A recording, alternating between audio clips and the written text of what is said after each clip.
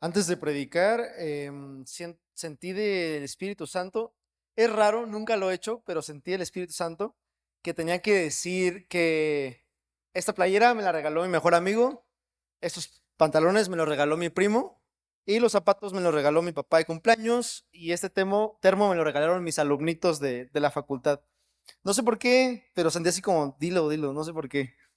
En fin, cosas misteriosas, ¿no? En el penúltimo mensaje que compartimos, que yo compartí, hablamos de los principales obstáculos que todos tenemos para testificar.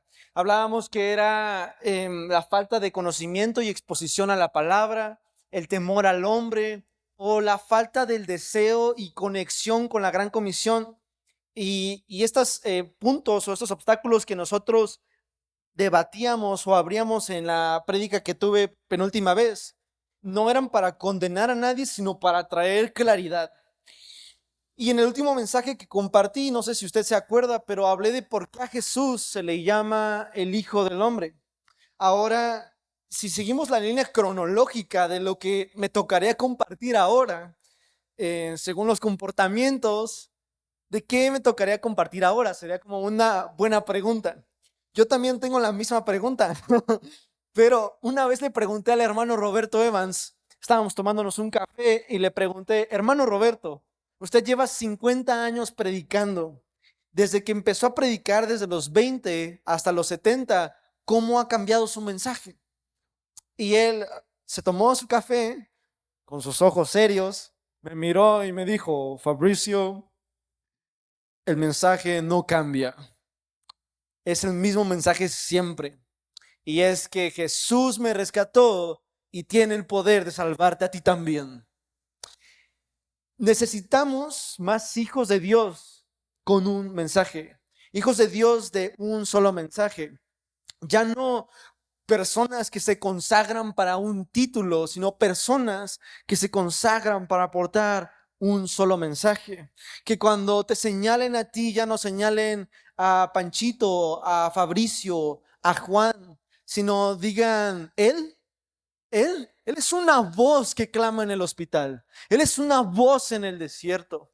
Él es una carta abierta por amor a los demás. Él es una persona que no ha reconocido otros ídolos, que ha permanecido en pureza y que a pesar de el rechazo de los hombres, ha amado más la aceptación de Cristo Jesús.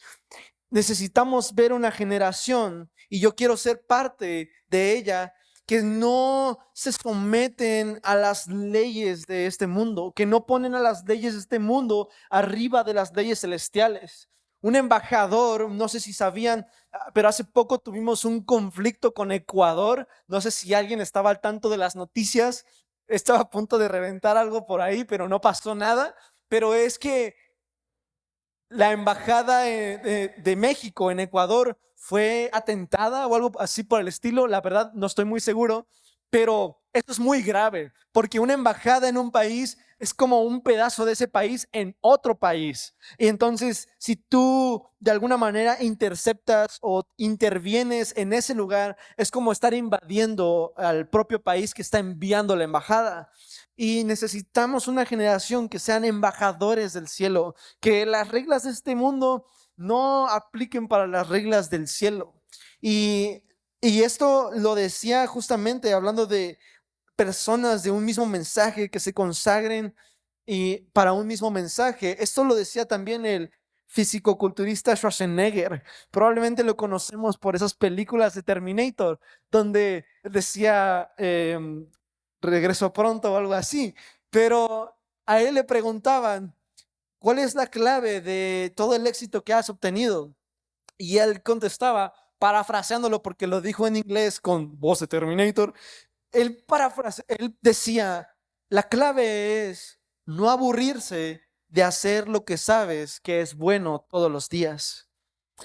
Y siendo esta la hora dedicada a la edificación de nuestras vidas, exponiéndonos a la palabra, a la luz de la palabra, me honra compartir con ustedes algo fresco de parte de Dios que ha estado haciendo conmigo esta semana. Y algo que él me indujo en un sueño y como soñé que estaba predicando y cuando me desperté dije, "Ah, genial, ya sé de qué voy a predicar, ya tengo la prédica". Así que cuando estaba en el castillo como repasando un poquito como lo que iba a decir, a ver si no había una falta de ortografía o algo, de repente me puse muy triste porque dije, soñé, todo lo que les voy a compartir lo soñé, pero no oré en el proceso y empecé a sentirme mal conmigo y empecé a tener como mucha culpa de decir, Señor, siento que no me preparé para esto, solo lo soñé, lo recibí, lo escribí y listo, ¿sabes? Pero sentí que no había un proceso de oración y en ese momento oré con el Señor y le dije, Señor, ¿realmente eres tú el que me está diciendo esto? ¿O son puras sandeces mías que estoy a punto de decir, como con ese temor santo, ¿saben? Y en ese momento estaba como muy desesperado porque no, como que me cayó el 20, como de que no oraste, ¿no? Y en eso empecé a leer la Biblia como, Señor, háblame, háblame, confírmame lo que voy a decir. Y empecé a leer la Biblia y la verdad no importa lo que estaba leyendo porque cuando yo he sentido como la voz de Dios, cada quien como tiene, como que logra identificar cuando Dios le está hablando. Y cuando Dios me habla, lágrimas salen de mis ojos sin yo sentir nada, ¿sabes? Y yo estaba leyendo y de repente estaba moqueando y estaba llorando y para mí fue muy especial porque sentí como Dios confirmando, está bien lo que vas a decir, no te preocupes, qué bueno que tienes ese temor. Em, y yo quiero hablar de la doble confirmación. Si la pantalla funcionara, ustedes verían un botón rojo. Imagínense, miren, ahí está, ¿no? Un botón rojo que de esos que dicen no presionar y quieres presionar, ¿no? Inmediatamente. Entonces, las decisiones que nosotros tomamos, como la decisión de tocar un botón rojo, son las decisiones que forman nuestro carácter. En la vida hay dos patrones de decisiones. El primer patrón es la decisión que tomaste en un inicio, porque todos tomamos decisiones, y la segunda patrón es qué decides hacer con lo que decidiste anteriormente. No sé si me explico. La Biblia dice que el hombre de doble ánimo, o sea que la decisión primera y la decisión secundaria no concuerdan, a eso se refiere. Dice que es inconstante en todos sus caminos. Y decidir es como enfrentar a una bifurcación en un sendero, como si hubiera muchas posibilidades. Y Hollywood ha sabido explotar mucho esto de las posibilidades, ¿no? Ahora con tantos mundos ya no sabes cuál es el Spider-Man bueno. Y desde el principio de la humanidad, Dios te ha dado la encomienda divina de poder escoger, de elegir, de tomar la decisión de amarlo y considerar sus mandatos y de claudicar, si tú quisieras, de conocerle y desistir, por tanto, del amor a la imagen de Dios, del amor al prójimo, al ser humano.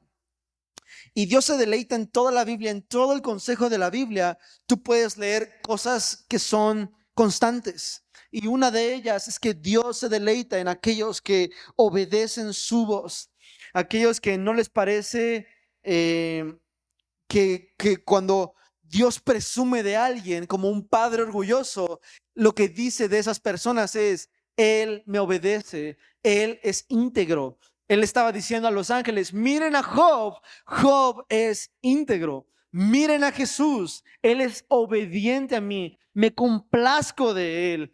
Y le crea un deleite enorme al Padre que nosotros seamos obedientes. Y es el deseo de Dios también para Israel, que se pueda resumir en el último versículo de Deuteronomio 30. Yo se los voy a leer, no se preocupen.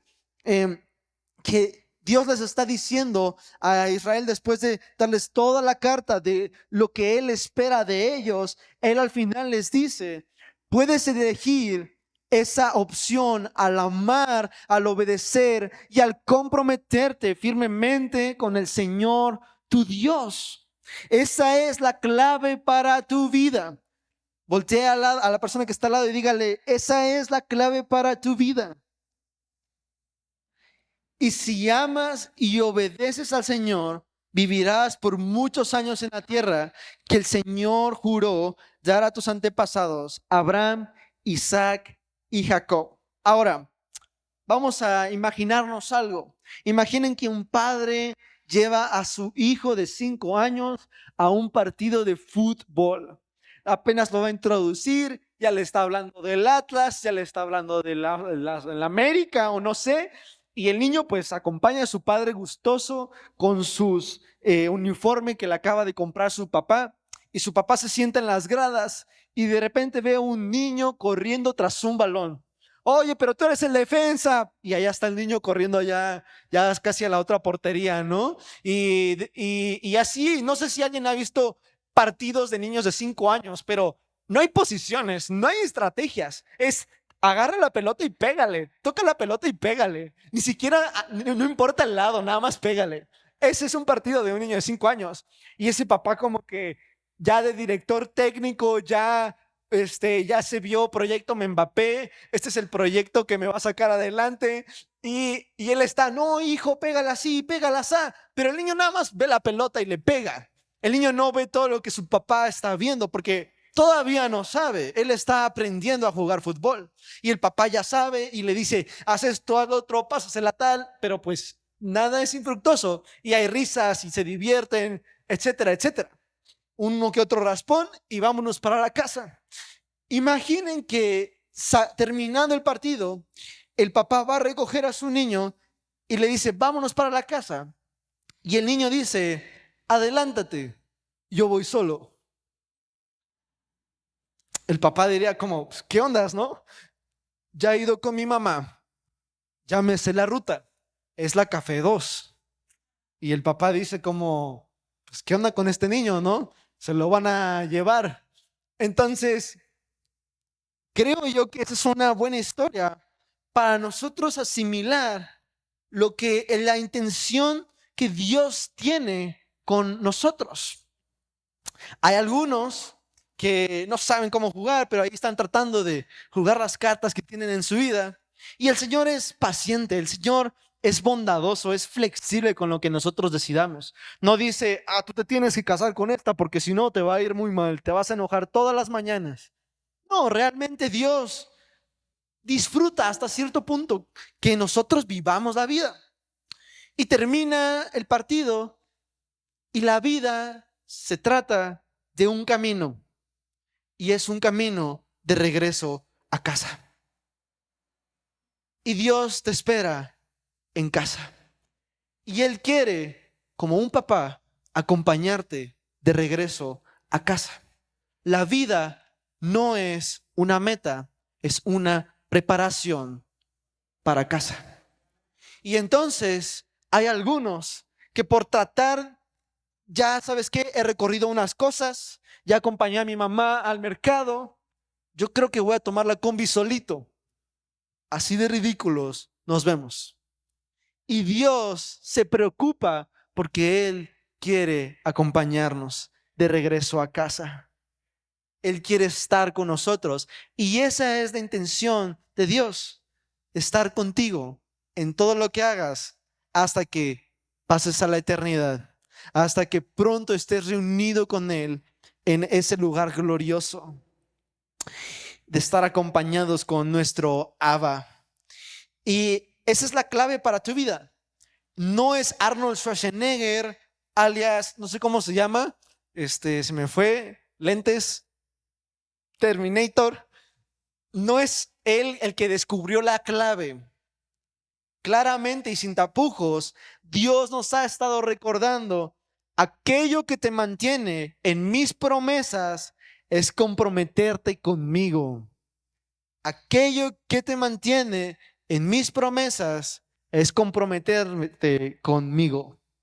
Ámame a mí con todo tu corazón, con toda tu mente, con todas tus fuerzas, y yo te confirmaré en este pedazo de la historia y en la eternidad que pronto vivirás conmigo.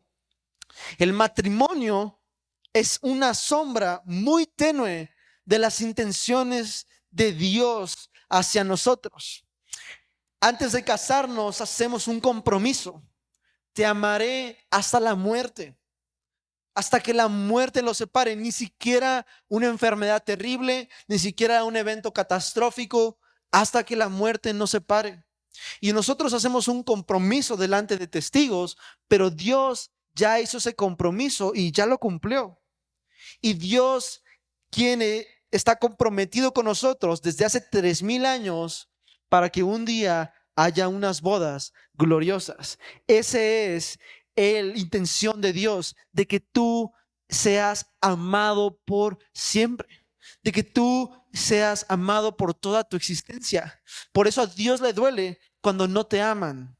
Por eso a Dios le duele cuando alguien no te ama correctamente. Y por eso es un pecado para Dios que nosotros no amemos a nuestro prójimo.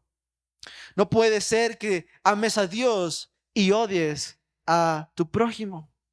Porque la intención de Dios es: quiero que tú seas amado por el resto de tu vida. Yo te creé con un vacío que solo se puede llenar con amor. Y a Jesús le duele esa dimensión en que alguien no es amado. Y tengo un testimonio. Yo, cuando estaba más chavito, hace unos 10 años, a mí me caía re gordo una persona, pero de verdad hacía cosas muy injustas conmigo.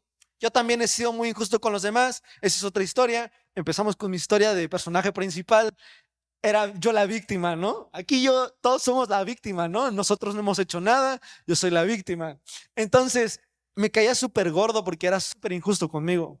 Y se creía mucho y me trataba bien cuando necesitaba algo. Tú ya sabes qué tipo de persona estoy hablando. Alguien parecido a todos nosotros. Entonces, esa persona la odiaba tanto que no la podía ver. Y cada vez que la veía sentía lo que tú sabes que sientes, que ni siquiera puedes ver a la persona. Entonces yo ya sabía que estaba mal eso.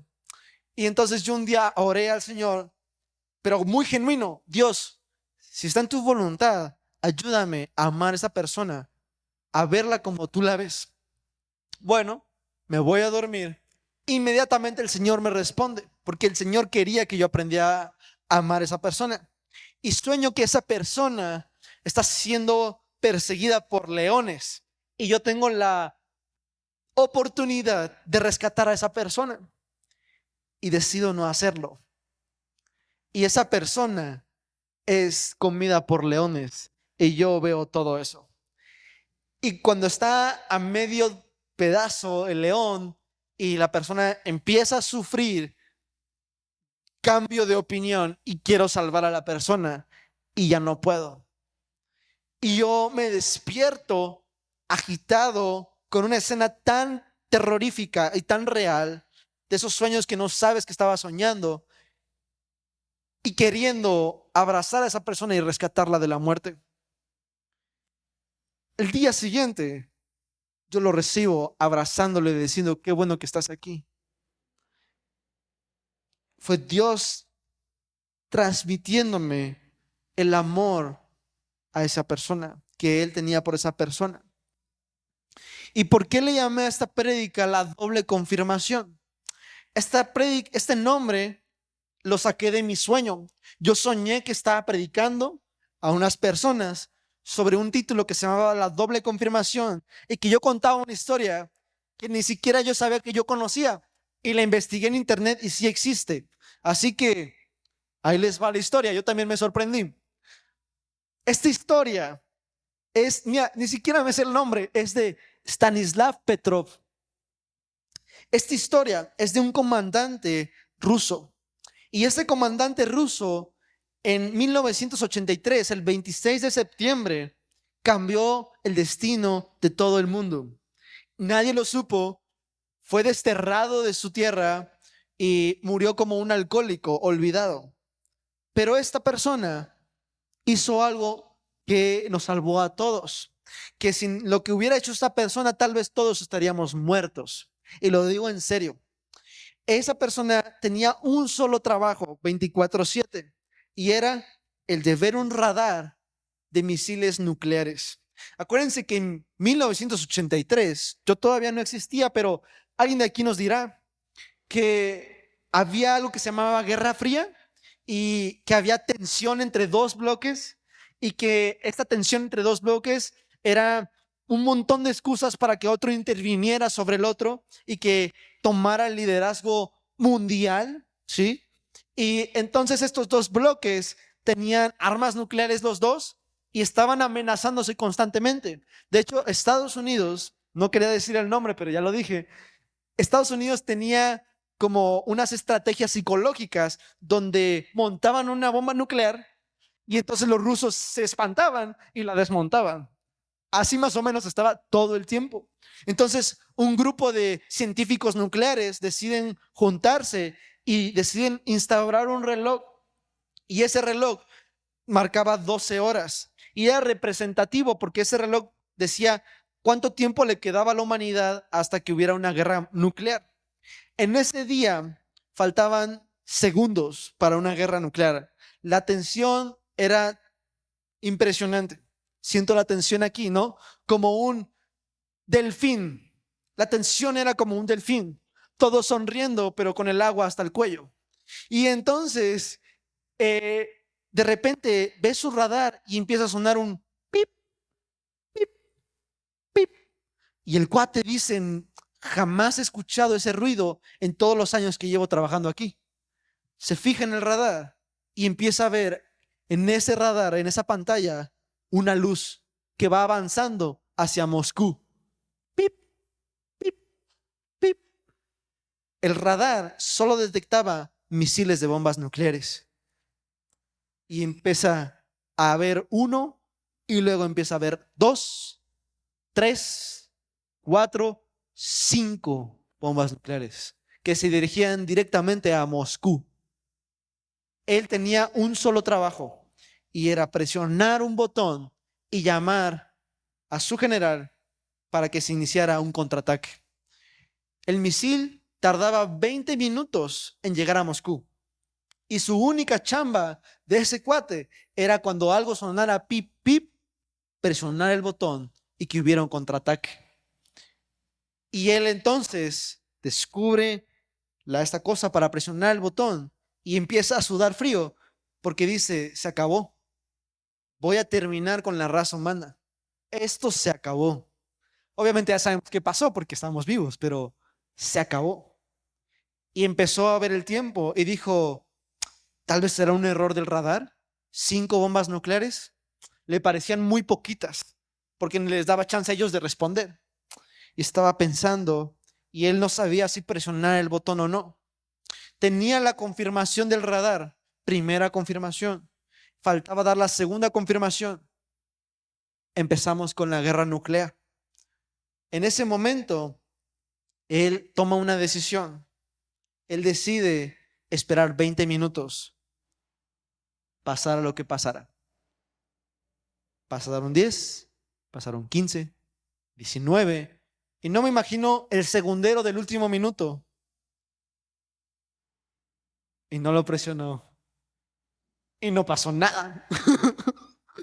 Y entonces, no pasó nada. Y lo que al final nos dice la historia es que sus generales se dieron cuenta, los dieron de baja en el ejército. Y no sé cómo se dice de que le quitan la nacionalidad rusa, pero el cuate terminó así muy mal. Pero lo que no sabemos de esa historia, que se supo muchos años después, es que justo en esa hora y justo como en esa posición del sol, los rayos del sol refractaron con unas nubes que tocaron el satélite y que el satélite marcó como si fueran unas bombas nucleares. O sea, realmente ahí pudo haber un desastre. Pero él no tocó la segunda confirmación. Ahora, todo este rollo, ¿a dónde vamos, no? La doble confirmación en la vida es cuando Dios te llama y cuando después eres escogido. ¿Alguno de ustedes ha escuchado el versículo de todos son llamados, pero pocos los escogidos? Yo lo he dicho muchas veces y la neta no lo entendía. Y hoy, si usted está como yo, vamos a poder entenderlo un poquito más. Y eso habla de la parábola de las bodas. Dios hace la boda para su hijo, en este caso él es un rey, y hace la boda para el príncipe y manda a todos los emisarios a cabalgar. manda a cabalgar hacia los pueblos y a invitar a todos los invitados, valga la redundancia, a que vengan a la boda de su hijo. Por fin se casa mi hijo, sí. Y nadie le responde. No, pues tengo que atender esto, ¿no? Tengo mucha tarea, ¿no? Tengo que planchar mis uniformes de la escuela, ¿no? Y puras excusas. Y absolutamente nadie le responde. Entonces el rey se molesta y dice, pero ya están los banquetes, pero ya está el fotógrafo, me he gastado un dineral, ¿quién vendrá a la boda? Y entonces vuelve a insistir y dice, ¿cómo que no vas a ir a la boda? Tú me dijiste hace 2 semanas que sí ibas a venir. ¿Qué pasó, cuate? Y entonces estos cuates le hacen daño a sus mensajeros. No, vete de aquí, que quién sabe qué, que no sé qué. Y entonces, pues dicen, no, pues pensaron que éramos los de Coppel, porque así nos trataron, ¿no? Así nos fue. Y entonces el rey se enoja y dice, si estos, mis invitados de honor, no quieren venir a la boda de mi hijo, inviten a todos, llamen a las puertas, que todos asistan a la boda. Ya no habrá personas de honor, ya no habrá personas especiales. Cualquiera que reciba una invitación podrá entrar a la boda. Y entonces los emisarios van corriendo, apresurándose porque se enfriaban lo que había cocinado. Y ¡hey, es la boda! Todos están invitados.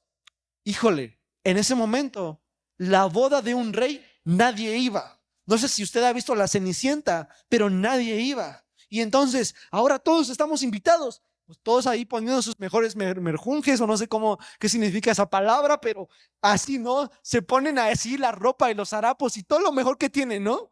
Y préstame esto, préstame el otro, ahorita te lo devuelvo. Ahí los hermanos peleándose por la mejor ropa, la del hijo mayor, claro que sí.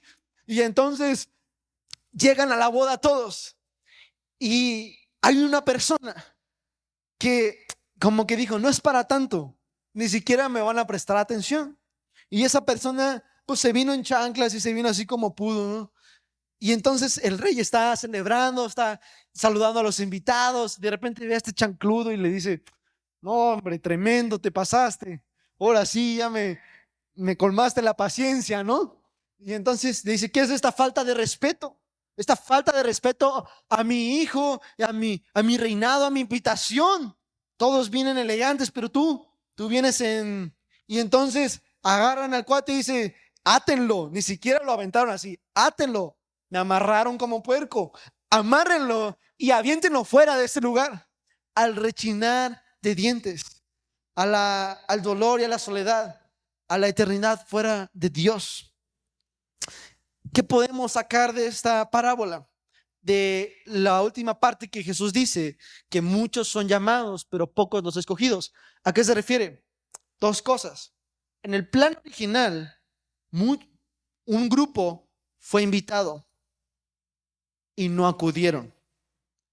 Entonces, quiere decir que más personas de las que fueron invitadas estarán con Dios. Eso me incluye a mí.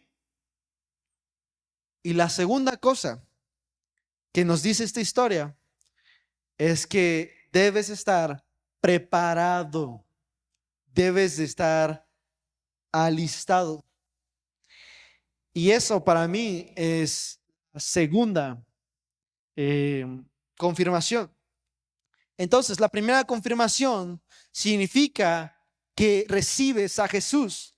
Ese es el llamado de todos.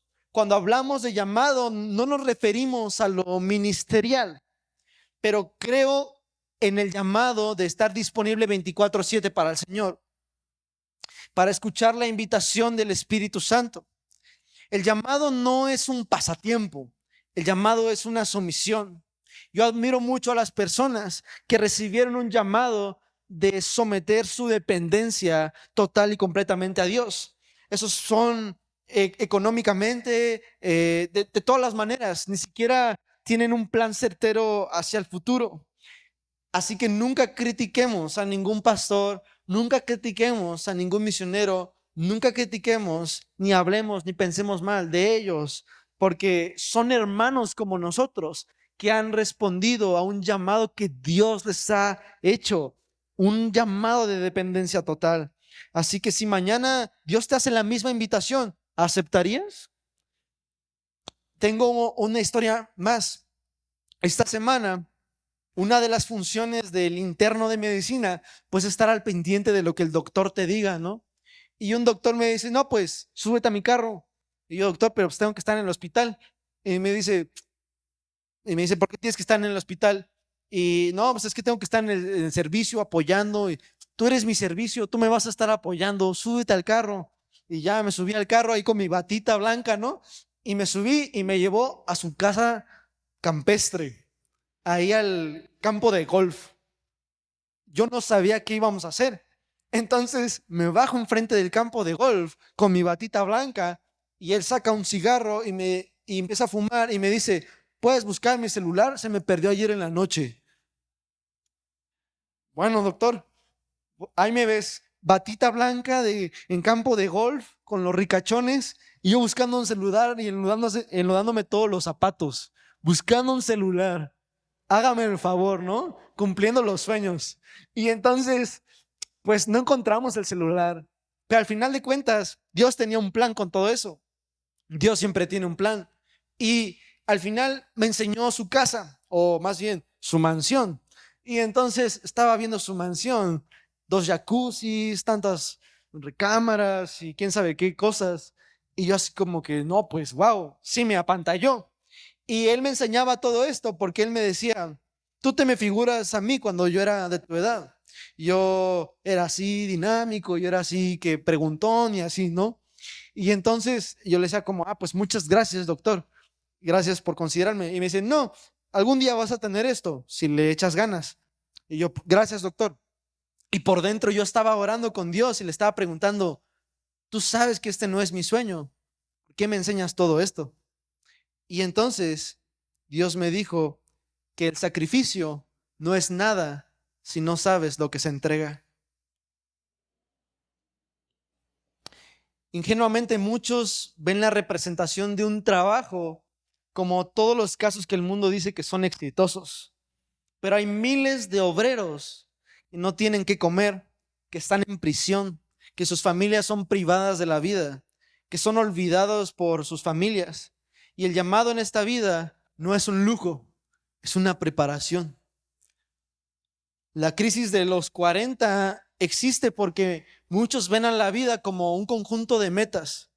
Ya tengo mi carro, ya tengo mi familia, ya tengo un lugar donde vivir, tal vez tengo un buen trabajo. ¿Y qué más? ¿Quién soy yo? ¿Qué más me falta? Ya cumplí. ¡Pum! Crisis. Te perdiste a ti mismo. Pero Dios quiere que seamos más sensibles a su voz todo el tiempo. Él dice, llama a mí y yo te responderé y te haré conocer cosas nuevas que tú no conoces. La vida es un camino de regreso a casa, una preparación para estar con Abba, con estar con el amado. Y la intención de Dios y el lamento de Jesús es ese cobijo. Oh Jerusalén, Jerusalén, que matas a los profetas y apedreas a los que te son enviados. ¿Cuántas veces quise juntar a tus hijos como la gallina junta a los polluelos debajo de sus alas y no quisiste? Ese es el lamento de Jesús. La primera confirmación es aceptar a Cristo y la segunda confirmación es estar vestidos para la boda. Es que tus decisiones subsecuentes a la primera decisión también estén recibiendo a Cristo. Recibiste a Jesús una vez, con todas las decisiones que tomes después, también tendrás que estarlo recibiendo. Por eso Pablo le dice a Timoteo, hijo mío, así como si fuera su hijo, esfuérzate en tu carácter. Las decisiones te dirán cómo está tu carácter. Crece en la gracia de Jesús. Confía en el mensaje a personas que califican para aportar ese mensaje. Debemos de calificar para aportar el mismo mensaje siempre. Permite que ese mensaje condense y se sedimente. Encontrarás mucha profundidad en ese mensaje. Como soldados, la Biblia dice que puedes ser como soldados obedeciendo, no te distraigas en cosas civiles. Te dice que seas como un atleta que entrenas y que trabajes bajo las mismas reglas, en este caso, los mandatos del Señor. Que Pablo dice que él está como sufriendo por el evangelio, encadenado con un mensaje que arde en sus labios y no puede encadenarse. Pablo decía, soportaré lo que sea necesario para que muchos más estén en la eterna gloria. Si por él morimos, también con él viviremos. Si con él sufrimos, también con él reinaremos. Si a él le negamos, él también nos niega. Y si nosotros le fallamos, él no nos falla, porque él no puede negarse a sí mismo. Todas esas son decisiones. Nada es por accidente. El evangelio no es un accidente. A nadie vas a llevar a la salvación por accidente o por casualidad. Tienes que tomar la decisión. Yo quiero que esta persona esté conmigo en la eternidad. Yo estoy dispuesto a soportar lo que sea para que otros conozcan este mensaje, sean salvados por mi Salvador. ¿Quieren que les cuente otra historia? Esta semana, no me acuerdo qué día fue, pero yo estaba en el hospital de la mujer y estábamos de guardia. Y a nosotros nos decían la guardia sopilote. Entonces, vamos llegando a la guardia. Un minuto, se van las otras personas. Se muere una paciente. Entra en paro. Ahora el interno, ponte guantes y ponte a dar RCP. Déjame dejar mi mochila. Y entonces empiezo a ir RCP. La señora, 97 años, de buena madera, no resistió el RCP. Cuando le daba el RCP sentía como todas sus costillas se quebraban. Y esa persona no sobrevivió. Entonces ya empezamos a hacer los trámites del acta de defunción y tal. Y yo me pongo muy triste porque dije, si tan solo hubiera llegado antes y le hubiera compartido, pues Dios escucha todos nuestros pensamientos. Porque más tarde, en la noche, una paciente llega al intensivista, la ve, yo estoy acompañándole para anotar lo que él vio y me dice, vayan preparando el acta de defunción porque esta se nos muere esta noche. Tiende los, no sé, dijo una frase, no me acuerdo cómo dijo. Y yo al escuchar eso, sentí como una oración respondida. ¿Ok? Tú quisiste hacerlo en la mañana, tienes la oportunidad de hacerlo en la noche. Y entonces se va el intensivista y yo me quedo con la familiar y le explico, mira, ella está grave, ella tiene un cáncer que no se va a curar y bueno, no sé si usted quiere que le hagamos maniobras, bla, bla, bla, explicándole lo que iba a pasar en la noche según el intensivista, que muchas veces no le atinan, pero a veces sí. Y entonces estoy explicándole y de repente veo a los ojos a esta señora y le digo, ¿cómo le hacemos? No sabía qué responder. Ella tenía sus oxígenos y tenía tantos medicamentos y ella sabía que ya se iba a morir. Y yo decidí empezarle a hablarle de Dios. Le dije, vamos a orar. Oramos, terminamos de orar y empezamos a hablar sobre Dios. Le empecé a explicar el evangelio. Le dije, le voy a dar un rato para que usted se ponga a cuentas con Dios. Regreso en 15 minutos. No queda mucho tiempo. Y Dios quiere verla, Dios quiere estar con usted. Ella empieza como a balbucear, hablando con Dios. Salgo, hago unas cosas, preparo unas cosas, regreso, veo que ya dejó de balbucear. Y entonces pongo mi celular y pongo alabanza. Y pongo alabanza y lo pongo alto para que todos los pacientes en el pasillo escuchen. Y empiezo a adorar, y empiezo a adorar, y empiezo a caminar por el pasillo y empiezo a cantar. En eso llega una interna, se asoma. Ah, es un corazón. Así me dice. Y yo le digo, sí, ¿lo conoces? Y me dice, sí, yo antes era cristiana. Y yo le dije, ah, pues bueno, estamos aquí adorando con tal persona, ¿no? Con la pacientita. Y ella se quedó y se puso a adorar con nosotros. Y se puso a cantarla porque se la sabía. Y empezamos a adorar. En tu mesa me diste un lugar, me recibes en casa. para siempre. Y todos los pacientes viéndome cantar, ¿no? Y yo cantándole a la señora, pues le puse el celular al lado de su cama. Terminamos de adorar, llega un doctor, le va a poner un catéter aquí central. Nos dice, ¿se pueden hacer un lado? Y yo, sí. Y ahí yo me quedo para ayudarle. Termina de irse. Pero yo no estoy seguro de si oró bien esa oración. Y yo me quedo con la incógnita. Quiero asegurar esto, no quiero que ella haga eso bien, no sé. Y entonces le dije, ¿sí oró con Dios? Y me dijo que sí. Y le dije, ¿quiere que yo le guíe a una oración de salvación? Y me dijo que sí.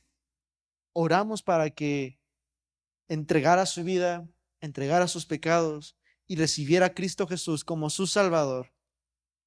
Y yo estuve ahí al lado de su cama hasta que murió.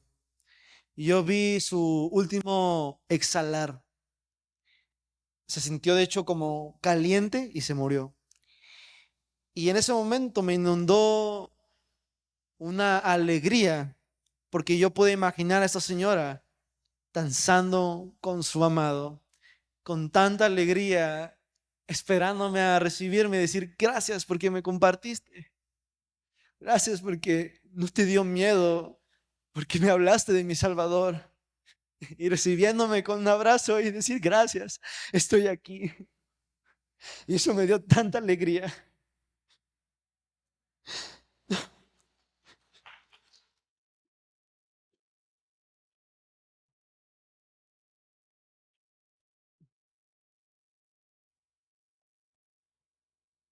Dejemos de, dejemos de perder el tiempo en preguntarnos si la salvación se pierde, y empecemos a preguntarnos si estoy viviendo como salvo. A la verdad, la pregunta de perder o no la salvación, Jesús ya la respondió. Su salvación es completa, su salvación no se pierde. Pero a veces nos hacemos esa pregunta como tratando de consolarnos de la pérdida de un ser querido que dijo que aceptó su salvación, pero vivió despreciando esa salvación toda su vida. Si tú aceptaste a Jesús como tu Salvador y tú valoras esa salvación, usted es salvo. Deje de preguntarse eso. Punto. Se cambia de página. El Señor nos quiere llevar a otras cosas. Ahora, en el tiempo que me queda, apreciaría mucho que conmigo se sumerja en 3 decisiones que David tomó. Decisiones sencillas que podemos meditar y adoptar en nuestro carácter. David ya había sido elegido, ya había sido ungido. Y Saúl en ese momento también era rey simultáneamente. David ya había tenido victorias. De hecho, una de sus mayores victorias y más representativas es la de Goliat. Y eso es un paralelismo a algo que Jesús hizo, de hecho. Un representante de todo un ejército combatiendo a otro representante de otro ejército. Aquel que venciera le otorgaba la victoria a los demás. David vence a Goliat y los demás no tuvieron que pelear esa batalla. David venció. Es un paralelismo a algo que Jesús hizo por nosotros. Pero a pesar de todo eso, que David estaba ganando, que David estaba obedeciendo al Señor, todo se desmorona de repente. Saúl tiene envidia de él y él huye de Saúl. Y él le confiesa, ni siquiera a un amigo, él le confiesa al rey Moab: cuida a mis papás, porque yo no sé lo que Dios tiene preparado para mí. ¿Qué, qué acabamos de escuchar? ¿Qué acabamos de leer? Eso está en Primera de Samuel 22. ¿Qué, qué, qué es eso que David acaba de decir? Pero tú eres el ungido. Samuel te ungió como rey. Te está yendo bien en todas las cosas que emprendes. Ganaste a Goliat, mataste a 100 filisteos. Todo lo que Saúl te pone lo haces bien. Y tú vas con Moab y le dices: no sé lo que Dios tiene preparado para mí. Wow, la Biblia se puso muy honesta. La Biblia se puso muy vulnerable. El ungido, el escogido, no sabe lo que Dios tiene preparado para él, el rey David. Pero la Biblia nos muestra eso para que nosotros podamos identificarnos. Y entonces David se va a la cueva de Adulam y ahí no sé cuánto tiempo pasa, pero muchos llegan a él, muchos en la misma condición en las que él estaba. Pero David en esa condición, a pesar de que él no era libre de sus incertidumbres, pudo hacer libre a los demás de sus incertidumbres. Y a veces así el Señor nos trata, así el Señor nos forja. David era un rey sin antes ser un rey. David, con cada cueva que él escapaba de Saúl, se alejaba más del trono, pero se acercaba más a Dios. Él no fue un hombre conforme al corazón de Dios siendo rey. Él fue un hombre conforme al corazón de Dios en ese tiempo. Él tenía un corazón de rey, a pesar de que todavía no era rey. Y él va con unos sacerdotes y les pide de comer, pero no les dice a qué va, no les dice que está escapando de Saúl, no les dice nada, solo les dice, tienen algo de comida, tienen una espada que me brinden. Y un sacerdote le da la espada de Goliat y le da de comer. Y alguien por ahí vio que el sacerdote le ayudó a David y a sus hombres y va a contarle a Saúl. Y Saúl se enoja, manda a llamar a esos sacerdotes con toda su familia, a estos siervos del Señor, y decide decirle a sus escoltas, mátenlos a todos porque le están ayudando a alguien que me está traicionando. Y sus escoltas miran a Saúl y le dicen, ¿cómo los vamos a matar? No lo vamos a hacer. Deciden no hacerlo. Y Saúl se enoja tanto que dice, tú que me dijiste que ellos estaban conspirando contra mí, tú agarra una espada y mátalos a todos. Y esta persona, tratando de ganarse el favor de Saúl, agarra una espada y empieza a matar a todos los sacerdotes en ese lugar, a sus esposas, a sus hijos, y dice que hasta los recién nacidos, a todas las familias sacerdotales de Israel, las empieza a aniquilar. Y una persona logra escapar y va con David. Y hay algo que la Biblia señala muy, muy especial. Y es que todos los sacerdotes, cuando fueron asesinados, tenían la vestidura especial, la vestidura que representaba que estaban en conexión con Dios. Y entonces esta persona sale corriendo y lleva el efod, esta vestidura especial, y va con David. Y cuando le cuenta todo, David se siente muy culpable y dice, tú si te quedas conmigo, primero tendrán que matarme a mí antes de matarte a ti.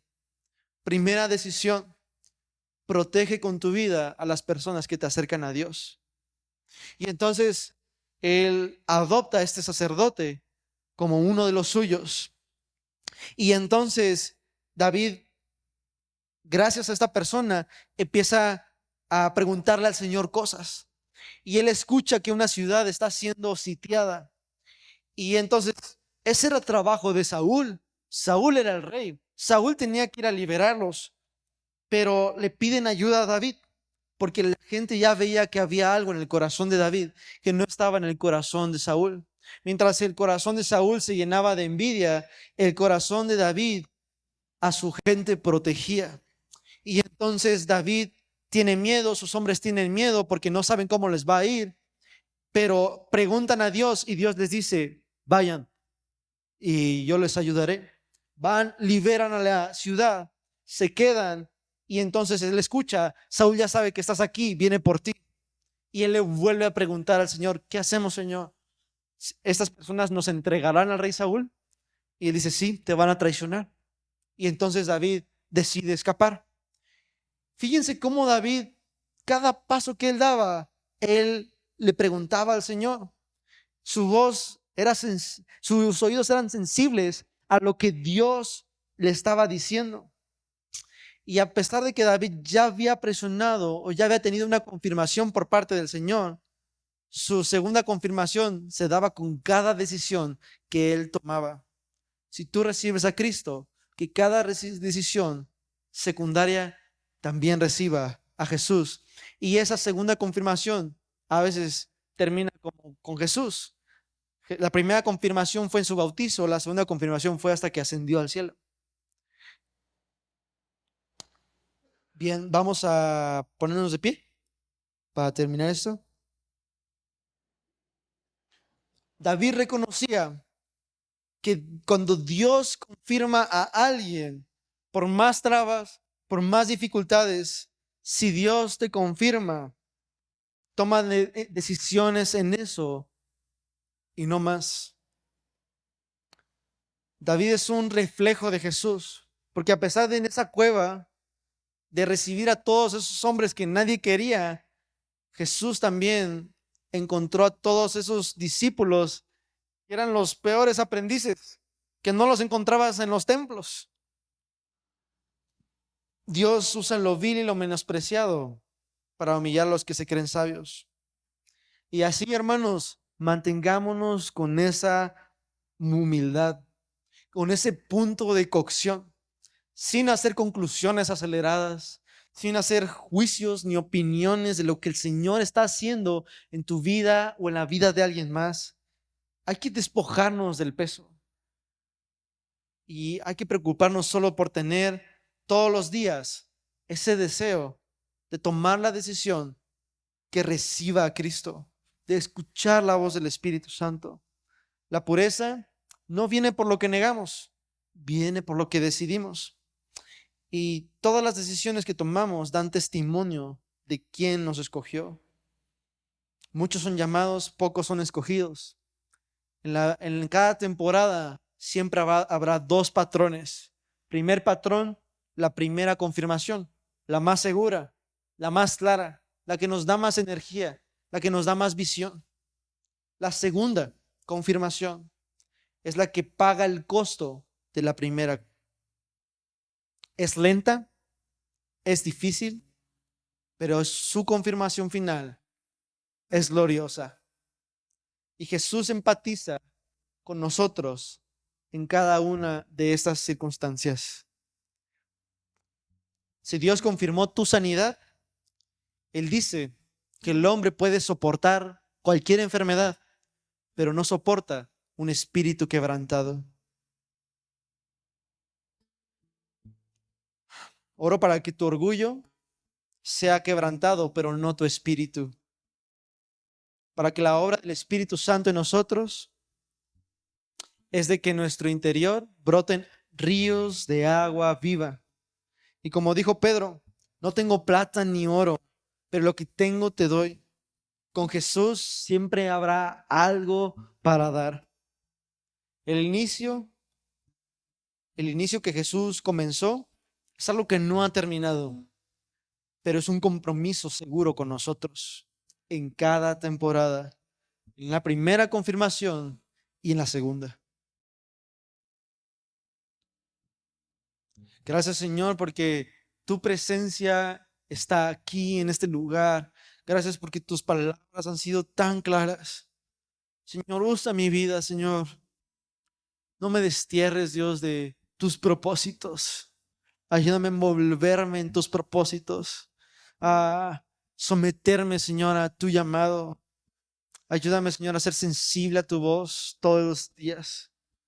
Señor, limpia, Dios, mis oídos. Límpiame de la impureza que me causa sordera espiritual. Señor, ayúdame a esconderme en tu regazo mientras pasa la segunda confirmación, en la primera confirmación, en la etapa en la que esté en mi temporada.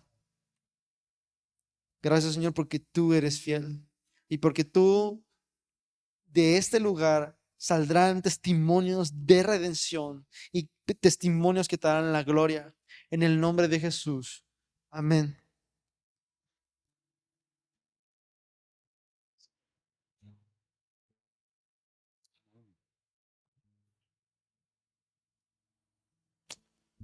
Pues quedamos despedidos. Dios es bueno. No deje de hablar de Jesús, vale la pena. Dios le bendiga, abrácese como con 10 por lo menos. Nos vemos en la semana. Gracias.